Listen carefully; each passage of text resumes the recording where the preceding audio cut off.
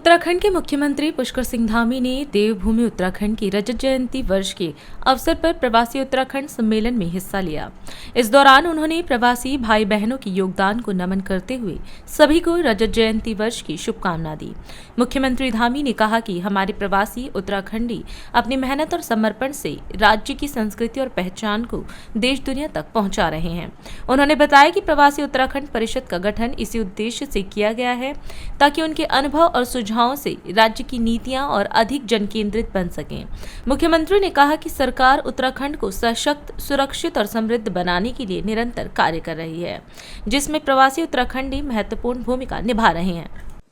राज्य स्थापना के रजत जयंती वर्ष पर आयोजित प्रवासी उत्तराखंडी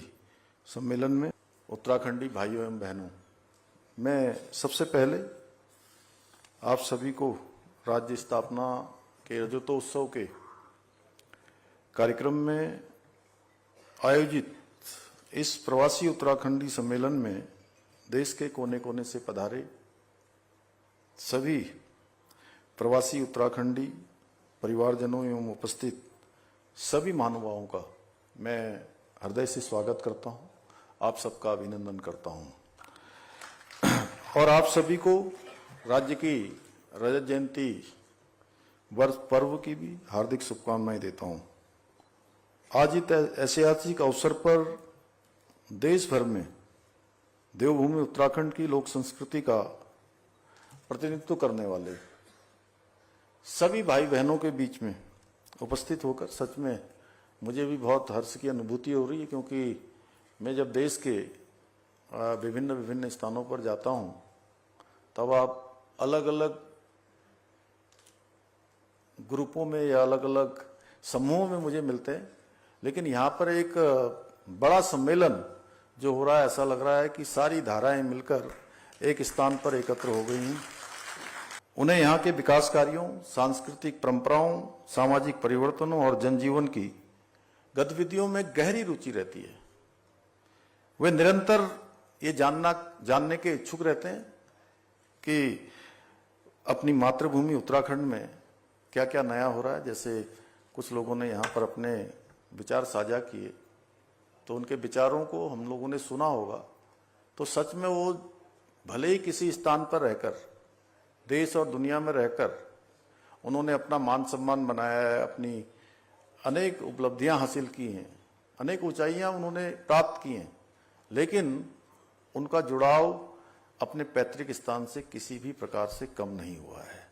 आप सबके अनुभव और दृष्टिकोण हमारी नीतियों, विकास योजनाओं को और अधिक प्रभावी और जन केंद्रित बनाने में सहायक सिद्ध होते हैं। इसलिए हमने राज्य में प्रवासी उत्तराखंड परिषद का गठन किया है, ताकि राज्य के सर्वांगीण विकास में देश विदेश में रह रहे हमारे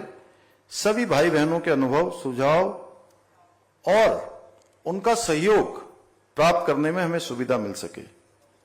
भाइयों बहनों, हमारा लक्ष्य है जब हम उत्तराखंड राज्य निर्माण की स्वर्ण जयंती वर्ष मनाएं, तो हमारा उत्तराखंड ऐसा हो जहां हर युवा को उसके कौशल और योग्यता के आधार के अनुसार सम्मानजनक रोजगार प्राप्त हो, जहां पलायन की पीड़ा नहीं बल्कि प्रवासियों की गौरवपूर्ण वापसी हो,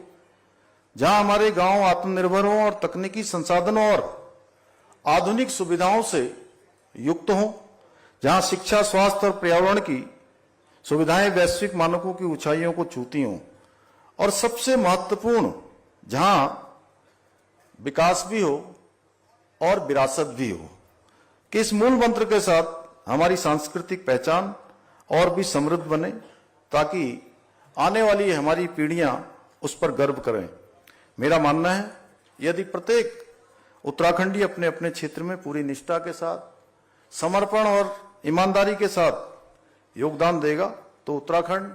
एक विकसित, आत्मनिर्भर और समृद्ध राज्य बनने से उत्तराखंड को कोई नहीं रोक सकता। तो हमारा सबका प्रयास होगा, मिलकर जो भी हमारे सुझाव आए